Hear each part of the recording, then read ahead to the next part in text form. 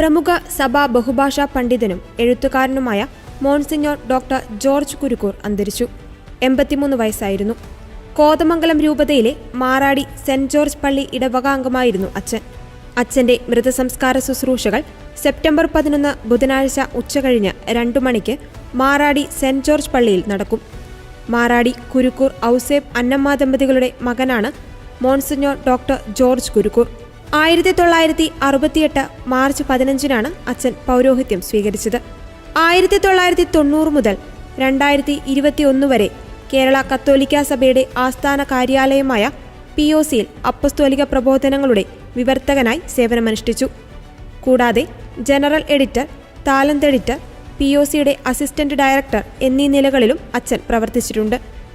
മംഗലപ്പുഴ കാർമൽഗിരി സെമിനാരികളിലും Kothamangalam saint Joseph minor സെമിനാരിയിലും ദീർഘകാലം അധ്യാപകനായിരുന്നു.